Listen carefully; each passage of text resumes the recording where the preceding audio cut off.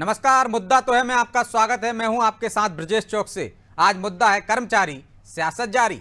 मध्य प्रदेश के करीब 7.5 लाख सरकारी कर्मचारी इस चुनाव में जीत हार का फैसला करेंगे। लिहाजा इस वोट बैंक को साधने में बीजेपी और कांग्रेस दोनों जुटी हैं। कांग्रेस जहां ओल्ड पेंशन देने का वादा कर रही है तो बीजेपी कह रही है कि कर्मचारियों को किसी से डरने की जरूरत नहीं है, सरकार उनके हित में ही फैसला लेगी। कुल मिलाकर कर्मचारियों को लेकर सियासत शुरू हो गई है। लेकिन सवाल यह है कि क्या ओल्ड पेंशन का मुद्दा बीजेपी पर भारी पड़ेगा?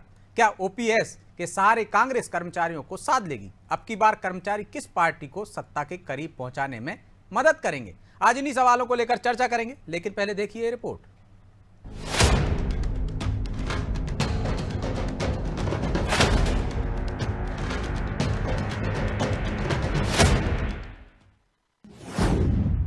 कर्मचारियों को साधने में जुटी बीजेपी। कांग्रेस की धमकी से डरने की जरूरत नहीं। पीएम मोदी ने कर्मचारियों को लुभाया। मतदान का समय नजदीक आया। मध्य प्रदेश के सरकारी कर्मचारियों को बीजेपी लुभाने में जुटी है। छोटी दिवाली पर सीएम शिवराज सिंह ने 4% डीए बढ़ाने का प्रस्ताव चुनाव आयोग को भेजा तो मंगलवार को शाजापुर में प्रधानमंत्री मोदी ने कर्मचारियों को साधते हुए कहा कि उन्हें कांग्रेस की धमकियों से डरने की जरूरत नहीं। दरअसल एमपी के चुनाव में ओल्ड पेंशन स्कीम बड़ा मुद्दा बना हुआ है। एनपीएस की जगह ओपीएस लागू करने की मांग कर्मचारी कर रहे हैं। हालांकि कर्मचारियों की नाराजगी को देखते हुए कुछ दिनों पहले ही बीजेपी केंद्रीय नेतृत्व के प्रतिनिधियों ने प्रदेश के कई कर्मचारी संगठनों के प्रतिनिधियों से भोपाल में चर्चा की और उन्होंने आश्वासन दिया कि बीजेपी सरकार उनके हित में ही फैसला लेगी और अब पीएम मोदी भी कर्मचारियों को साधते दिखे। कांग्रेस के नेताओं ने सरकारी कर्मचारियों को, अधिकारियों को धमकाना शुरू कर दिया है। मैं एमपी के सरकारी कर्मचारी अधिकारी से कहूंगा कि कांग्रेस की धमकियों से डरने की जरूरत नहीं है। आप ईमानदारी से अपना काम करते रहें। इधर कांग्रेस खुद को कर्मचारियों का हितैषी बता रही है। कांग्रेस ने गारंटी दी है कि प्रदेश में उसकी सरकार बनते ही सबसे पहले ओल्ड पेंशन स्कीम को लागू किया जाएगा। जाहिर है कि छत्तीसगढ़ और राजस्थान में ओल्ड पेंशन स्कीम को लागू कर दिया गया है। यहाँ कांग्रेस की ही सरकारें हैं। वही पीएम मोदी के बयान पर कांग्रेस हमलावर है। माननीय नरेंद्र मोदी जी से मेरा यही आग्रह है कि वे पहले सरकारी कर्मचारियों की ओल्ड पेंशन स्कीम तो चालू कर दें। उनकी जिंदगी के समक्ष अंधेरा परोसने के बाद प्रधानमंत्री जी उनसे वोटों की गुहार कर रहे हैं। यदि नैतिकता हो तो कल 5 बजे के पहले प्रधानमंत्री जी कहें कि ओल्ड पेंशन स्कीम चालू होगी। ऐसा कहा जाता है कि ओपीएस की वजह से हिमाचल प्रदेश में बीजेपी को हार का सामना करना पड़ा। लिहाजा कांग्रेस इस मुद्दे को अपने लिए मास्टर स्ट्रोक मान रही है, क्योंकि एमपी में सरकारी कर्मचारियों की संख्या 7.5 लाख है। ऐसे में दोनों ही दल ये कोशिश कर रहे हैं कि इस वोट बैंक को हर हाल में अपने पक्ष में लाया जा सके। खैर, सरकारी कर्मचारी अब किसको जीत का सेहरा बांधेंगे, ये तो 3 दिसंबर को साफ हो ही जाएगा। ब्यूरो रिपोर्ट, अनादि टीवी।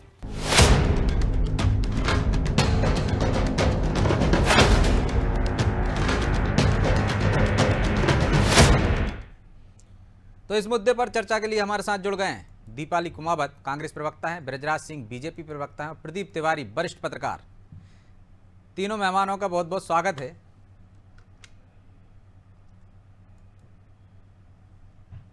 ब्रजराज जी, शुरुआत आपसे ही करते हैं जी। सुन पा रहे हैं आप मुझे? जी आ रही है आवाज। नाम 2003 में कर्मचारी कांग्रेस से छिटक कर बीजेपी के पाले में आ गए थे और अब ये कर्मचारी क्या ओल्ड पेंशन स्कीम के बहाने वापस लौट रहे हैं या इस बात का डर बीजेपी को सता रहा है?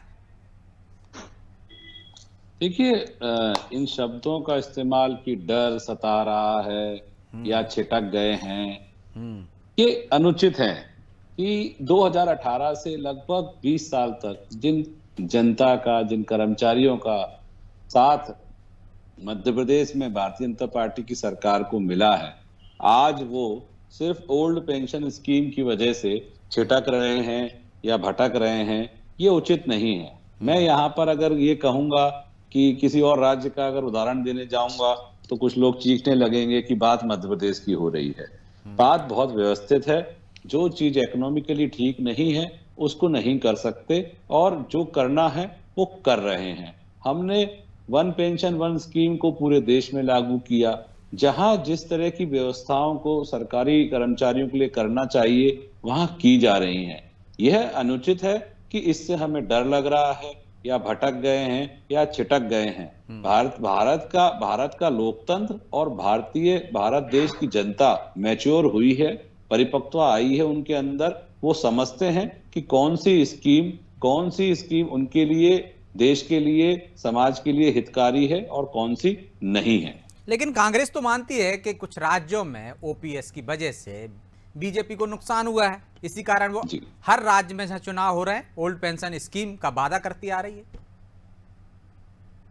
देखिए माननीय, ओल्ड पेंशन स्कीम किसने हटाई थी?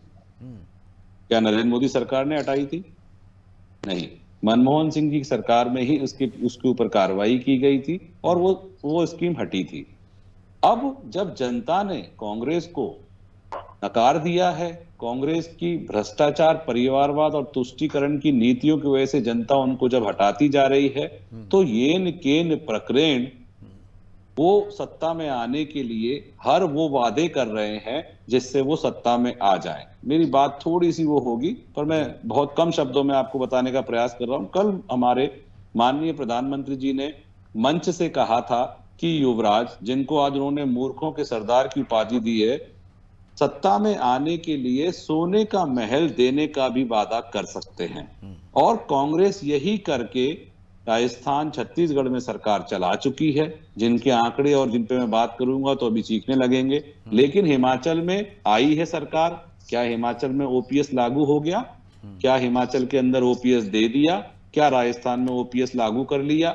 आप कर्नाटक में इन्होंने जितनी भी बातें की थी कि हम बसों में ये देंगे, 100 यूनिट देंगे, 1500 रुपए हर महिला को देंगे, वो भी नहीं कर पाए। आज 9 महीने के कितने 6 महीने के आसपास होने आए हैं, माफी चाहता हूं, याद नहीं प्रॉपर।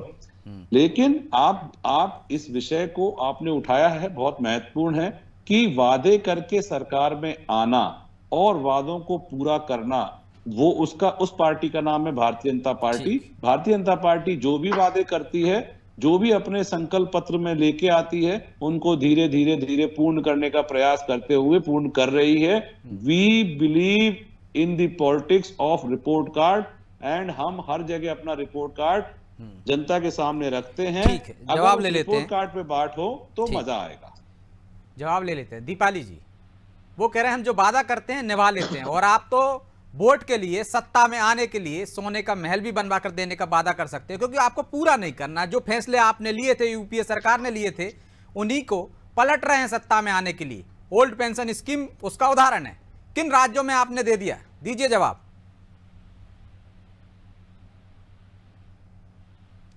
दीपाली जी,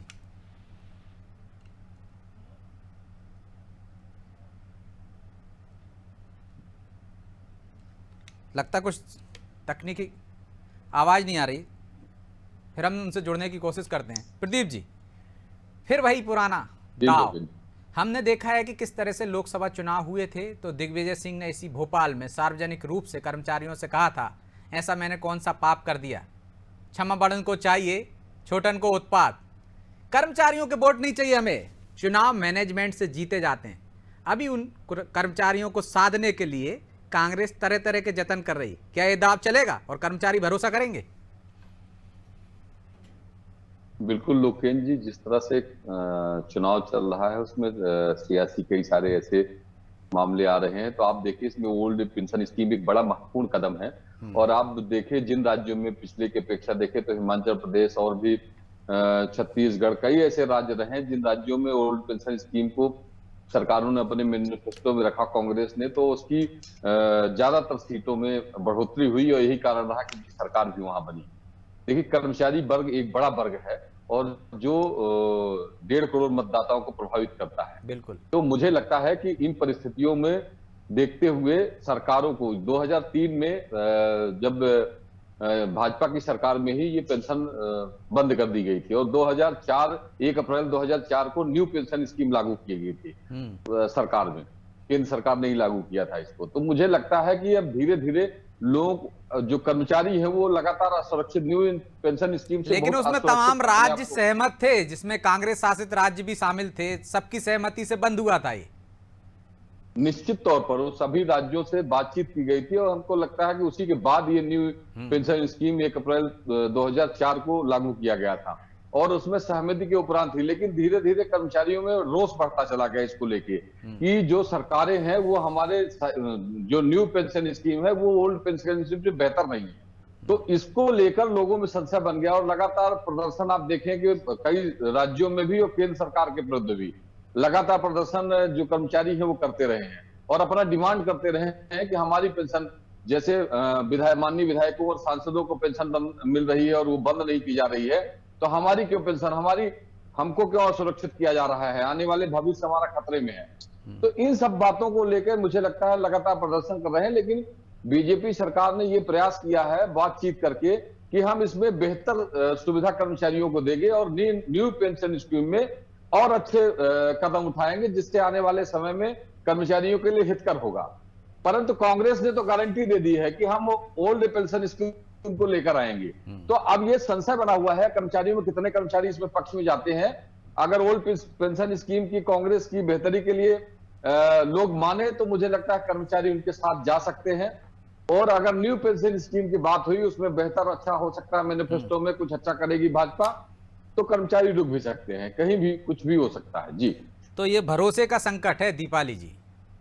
पहले आप सहमत हो जाते हैं ओल्ड पेंशन स्कीम बंद करने के लिए, केंद्र की सहमति से आप बंद कर देते हैं, और जब आपको सत्ता में आना है, जो कि सिंह साहब भी कह रहे थे, सत्ता में आने के लिए आप तो सोने का महल बनाकर देने का भी वादा कर सकते हैं। वादा करने में क्या है, आपको पूरा नहीं करना, इस वजह से आप ओल्ड पेंशन स्कीम का भी वादा करें। लेकिन आप पर भरोसा कैसे करेगा कर्मचारी, क्योंकि इसी कर्मचारी के बारे में मध्य प्रदेश में कहा जाता था, पूर्व सीएम के द्वारा कहा गया था कि हमें कर्मचारियों का वोट नहीं चाहिए। दीपाली जी। हेलो जी बोलिए। जी सर। सर, वर्तमान में जो कर्मचारी वर्ग है उसका पूरा झुकाव कांग्रेस की साइड जा रहा है सर। और पिछले जो अमित शाह जी ने जो अपना बयान दिया था, जो खुले मंच से उन्होंने एक शब्द कहा था कर्मचारीगण के लिए, अधिकारीगण के लिए, कि अगर आप भाजपा में वोट नहीं करेंगे तो आप सभी को देख लिया जाएगा। तो मुझे नहीं लगता है कि कर्मचारी वर्ग इतना मूर्ख वर्ग है कि वो अब इनकी धमकियों से। ठीक, आ रहा हूँ मैं आपके पास, आ रहा हूँ, बात पूरी हो जाने दीजिए। जी बोलिए दीपाली जी, आप अपनी बात पूरी कीजिए। मतलब भाजपा सरकार सर इस बात को बहुत अच्छे से जान चुकी है कि मध्य प्रदेश में उनकी सरकार नहीं बनना है, इसलिए वो कई तरह के प्रपंच रचकर, धमका कर, एक जो लोकतांत्रिक देश कहते हैं हम, है ना भारत को, जी, आप मतदान के अधिकार का गलत उपयोग कर रहे हैं। आम जनता किसको अपना मत देती है, किसको नहीं देती है, ये उनका पर्सनल विषय होता है। लेकिन अमित शाह जी खुले मंच से अधिकारियों को धमकी दे रहे हैं, जिसका दैनिक भास्कर में भी आया था, पत्रिका में भी आया था, और उसका पुरजोर विरोध भी हुआ है। अब मुझे तो ये देखना है कि चुनाव आयोग इस संबंध में क्या एक्शन लेता है। लेकिन दीपाली जी, आपने दो बात कही है कि धमका रहे हैं। मुझे नहीं लगता है कि चुनाव आयोग इनके ऊपर दीपाली जी, एक मेरा काउंटर सवाल है आप ही से। आपने कहा है कि बीजेपी वाले धमका रहे हैं, ठीक है, लेकिन आपकी भाषा क्यों ऐसी बदली हुई है? जब आप कह रही हो कांग्रेस की तरफ झुकाव है कर्मचारियों का, ओल्ड पेंशन स्कीम के बहाने ही सही, तो फिर आपके नेता जो आपका मध्य प्रदेश में नेतृत्व कर रहे हैं वो क्यों कहते हैं कल के बाद परसों भी आएगा, देख लेंगे उन कर्मचारियों अधिकारियों को? तो ये क्या है, ये धमकी नहीं है दीपाली जी? मैं इस बात से सहमत नहीं हूँ सर। आपके सहमत होने से क्या, आपके नेताजी कह रहे हैं ना, आप उसका स्पष्ट कीजिए कि हमारा मतलब ये नहीं था। मैं जवाब जी बिल्कुल नहीं है। वैसे भी एक बात मेरी आप सुनिए, भाजपा की रीति नीति रही है सर, किसी भी बात को तोड़ मरोड़ कर और जनता के बीच में पेश करना है। कांग्रेस के नेता कहेंगे क्या? नहीं, एक मिनट, कांग्रेस के नेता कहेंगे क्या और उसको किस प्रकार से मंच पे आम जनता के बीच में उस चीज को परोसा जाता है, ये हम बहुत अच्छे तरीके से जानते हैं। जिस तरीके से राहुल गांधी जी का, आप एक उदाहरण देती हूँ मैं आपको, राहुल गांधी जी ने आलू से सोना बनाने वाली क्या बात कही थी और उसको किस प्रकार से तोड़ मरोड़ के जनता के बीच में पेश किया गया था। उदाहरण आपके सामने है सर, आप देख सकते हैं। आप कहां से कहां पहुंच गए? हम तो कर्मचारियों पर बात कर रहे हैं। बृजराज जी जवाब दे रहे हैं आपके आरोपों पर। मैं दो चीजों पे जरूर कहना चाहूंगा। इन्होंने कहा कि जी। खुले मन से अमित शाह जी ने कहा, जबकि ये बात गलत है। और ये कहा जा रहा है कि एक कार्यकर्ता सम्मेलन में, बंद बैठक में इस तरह की कोई बात की गई थी नर्मदापुरम पे, भोपाल में, लेकिन जो कि तथ्यहीन है। ऐसी कोई बात नहीं हुई थी। अमित शाह जी बहुत ही पुराने और परिपक्व राजनेता हैं, वो ऐसी बात नहीं करते हैं। लेकिन एक मिनट सर, मैं 2018 आपकी में बात काटकर इस लोकेन जी- संबंध में एक चीज कहना चाहूंगी। अगर मान लीजिए, चलिए मैं 2 मिनट के लिए आपकी बात का समर्थन करती हूँ लोकेन जी, मैं कि अमित दूसरी शाह बात जी भूल ने नहीं जाऊंगा जो कहा ज्यादा है। महत्वपूर्ण है। ठीक है, एक मिनट, मैं ब्रजेश दीपाली चौक जी, से हूँ, 2 मैं मिनट। करेक्ट करा देता हूँ जी। आपको। लोकेन जी, जी नहीं है यहाँ बोलिए। पे। ठीक है, दीपाली जी, उनकी बात पूरी हो जाने दीजिए, फिर मैं आपके पास आता हूँ। ब्रिजेन जी, जी, चौकसे जी, मैं आपको एक बात और कहना चाहता हूँ कि 2018 में कमलनाथ जी ने भरे मंच से जिसका वीडियो सबके सामने है, जो कि कोई तोड़ा मरोड़ा नहीं गया है, और 2023 में वापस से कमलनाथ जी ने स्पष्ट रूप से कहा है, ए पुलिस वाले, वर्दी वाले, धमका कौन रहा है, किसको धमका रहा है, ये मध्य प्रदेश की जनता देख रही है। और चौकसे जी, आपने तो बड़ी सुंदर बात कही थी कि माननीय इनके पूर्व मुख्यमंत्री श्री 1008 दिग्विजय सिंह ने किस तरह के शब्दों का इस्तेमाल किया था। मैं इसके बाद में आपके अगले प्रश्न का जवाब दूंगा, लेकिन मैं दीपाली से कहना चाहता हूं कि तथ्यों को तोड़ने मरोड़ने का कार्य आप और आपकी पार्टी करती है। झूठी कांग्रेस के झूठे वादों की पूरी लिस्ट है, चाहे तो अपन चर्चा कर सकते हैं इस पे। ठीक है, दीजिए दीपाली जी जवाब। वो सर कह रहे ने हैं तोड़ जिस मरोड़ के तरीके हम से पेश सर- नहीं करते, नहीं, आप नहीं, लोग पेश सर करते ने जिस वही मैं बता रही हूँ आपको कि सर ने जिस तरीके से कहा है कि माननीय अमित शाह जी ने इस प्रकार की कोई बयानबाजी नहीं की है, तो कृपया आप कई ऐसे न्यूज चैनल को खंगाल सकते हैं, वो कई बंद पेपर कमरे की कटिंगें बैठक आप थी निकाल दीपाली जी, सकते मैं हैं। आपको बता वो देता हूँ। नहीं, अगर बंद मीटिंग थी वो सर, तो मीडिया वाले इतना थोड़ी उस बात को उछालते। ठीक है, हम आपकी बात मान ली, लेकिन कमलनाथ जी तो खुले मंच से कह रहे हैं, उसको आप कैसे डिनाई कर खुले सकते मंच हैं? से तो माननीय अमित शाह जी ने भी यही बात की है सर। गलत। वो तो कोई कह रहे हैं, बात आज अगर नरेंद्र होगी मोदी तो कह के कमलनाथ गए जी हैं ने कि ये डरने की कहा। जरूरत नहीं है हाँ। किसी की धमकियों से। इसीलिए कहा है नरेंद्र मोदी ने कि डरने की जरूरत नहीं है। तो डरा नरेंद्र क्यों मोदी रहे हो जी तो आप बहुत लोग? जब कुछ कह आपके जाते पास, सर। आपके पाले में आ गए हैं कर्मचारी, आप ऐसा मानते हो, एक तरफ दिग्विजय सिंह माफी मांग चुके हैं कि हम मुझसे कोई गलती सर हो गई तो देखिए, माफ कर ये दीजिए, सिर्फ फिर डराने की बौखलाहट क्या का जरूरत नतीजा है? यही चीज तो मैं आपको समझाने की कोशिश कर रही हूँ कि माननीय नरेंद्र मोदी जी जब खुले मंच से इस प्रकार की बातें कर रहे हैं, तो डर किसको है हार का? वो किस तरीके से जनता के वोट बटोरने के लिए फिर से वो अपना इस प्रपंच को लेकर आ रहे हैं। गुजरात का प्रोजेक्ट मध्य प्रदेश में लागू नहीं हुआ है, इस कारण से भाजपा सरकार बौखलाई है और उसको अपनी हार का डर सता रहा है, इसलिए वो नए नए पेपरे लेकर आ रही है। चौकसे जी, इनसे कहिए जनरलाइज बातें ना करें, ठीक है, स्पेसिफिक करें तो आनंद चलिए मैं आएगा। लौटा हूं दोनों के पास। प्रदीप जी, कर्मचारी 7 लाख से अधिक हैं, उनके परिवार हैं और लोगों को भी प्रभावित करते हैं। इस बार देख रहे हैं कि कर्मचारियों को लुभाने की कोशिश की जा रही, ओल्ड पेंशन स्कीम के बहाने ही सही। तो क्या आपको लगता है कि कांग्रेस से जो छिटक गए थे या नाराज हो गए थे उनके बयानों की वजह से, लगातार हम देख रहे हैं कि बीजेपी ओल्ड पेंशन स्कीम के से तो पीछे हट रही है, सीधे सीधे वादे नहीं कर रही, लेकिन वो 46% महंगाई भत्ता देने की बात कर रही है। चुनाव आयोग को बाकायदा उन्होंने पत्र लिख दिया है, तो इसके क्या मायने हैं? कर्मचारियों पर नजर दोनों की है। बिल्कुल लोकेन जी, आप देखें तो कर्मचारियों की बात को लेकर मैनिफेस्टो में कांग्रेस तो शुरू से कहती आई है ओल्ड पेंशन स्कीम को, लेकिन बीजेपी ने भी पहले भी कई सारी योजनाएं बना के और लाभान्वित किया है कर्मचारियों को।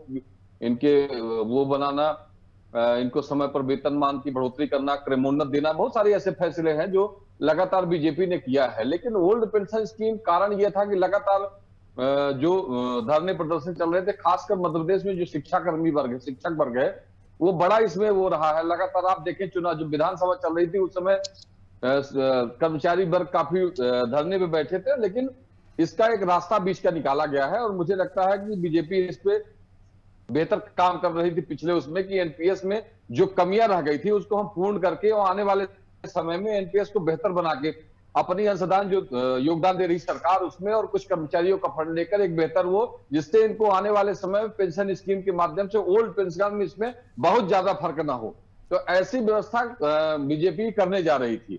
लेकिन हमने देखा है कर्मचारी, सिर्फ हम ओल्ड पेंशन स्कीम की बात कर रहे हैं, कर्मचारियों की 39 मांगे ऐसी थी जिनको लेकर उन्होंने सामूहिक रूप से प्रदर्शन किया था, जिसमें किराया भत्ता बढ़ाने से लेकर तमाम सारी चीजें थी। लेकिन आप उस देखें पर कि जब कोई भी मुख्यमंत्री राजनीतिक दल के दोनों के घोषणा पत्र आ गए, कोई बाधा नहीं है।